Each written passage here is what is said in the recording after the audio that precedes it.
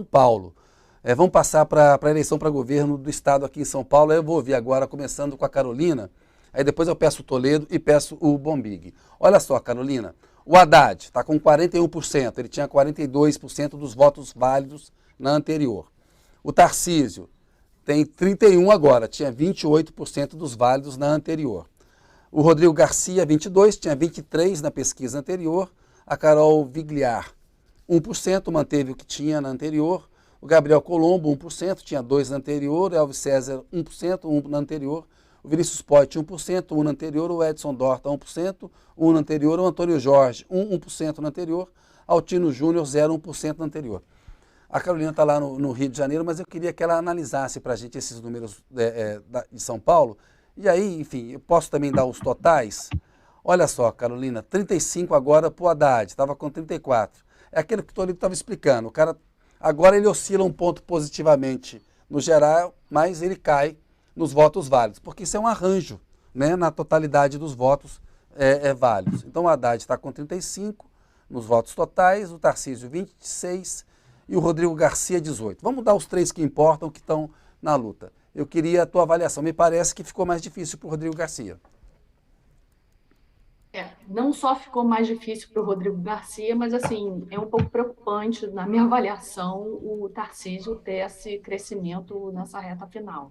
É óbvio assim, o Haddad ainda reina absoluto, mas a gente sabe que é um estado com um histórico que não é muito afeito a votar em governadores petistas, né? Então, assim, e essa é a minha maior preocupação, porque o Tarcísio deu uma disparadinha acima da margem de erro, e no eventual segundo turno, que é o que parece estar cheirando que deve acontecer, eu não sei como é que vai se comportar esse eleitor do Rodrigo Garcia, né? E, assim, é lamentável que um ministro do governo Bolsonaro, né, que não houve entrega e que a gente sabe exatamente como é que foi, está tão competitivo assim numa eleição num estado que não costuma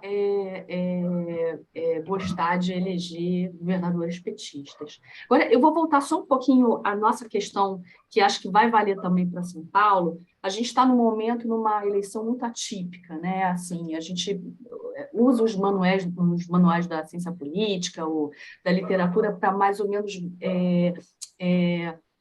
orientar a gente nas análises, basicamente. Só que a gente está vivendo uma eleição muito diferente e que talvez determinados padrões não vão se refletir ou se repetir nessa. Um deles me chamou a atenção, assim, obviamente que a gente, metodologicamente, é completamente errado você ficar misturando pesquisas, mas é um ponto interessante. Acho que parece que a Quest soltou um dado de que o eleitor quer hoje resolver a eleição no primeiro turno e a taxa percentual desses eleitores chegou a 90%, né? Ao mesmo tempo, já há estudos mostrando que eleições muito acirradas, e isso aconteceu também com Trump nos Estados Unidos, o eleitor vai para a rua. Então, assim, a gente está com um pouco de receio daquele eleitor mais pobre, que é o eleitor que vai votar no Lula e que, eventualmente, em São Paulo também vai votar no Haddad, não vá para a rua.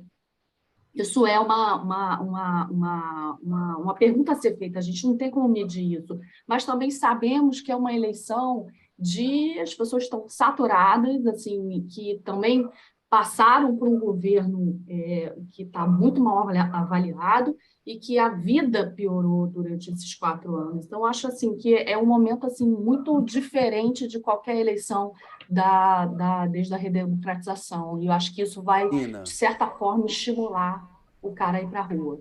Carolina, interessante você falar isso. Em 2020 eu estava nos Estados Unidos e fiz várias viagens. Havia uma certa saturação em relação ao Trump, pela aquela forma de governar, pelo conflito. Sempre tinha alguma coisa muito grave acontecendo no país que era algo. Não era a questão central, não era a educação, não era o sistema de saúde. Tinha uma pandemia acontecendo e ele, como o Bolsonaro, se comportou também de uma maneira negacionista. Guardadas as devidas proporções, tem um certo sentimento no Brasil de que assim, é difícil essa atmosfera de o tempo inteiro um presidente que está governando por crise, está brigando com outro poder. A gente tem questões sérias a discutir em saúde e educação, a gente não discute. Nós estamos discutindo em 2022 se um presidente da República, candidato à reeleição, vai aceitar o resultado da urna eletrônica. É uma maluquice isso. Esse é um negócio que a gente não devia, não tinha que ter discussão sobre isso nesse ano. Você vê que a gente chegou no fundo do poço, né?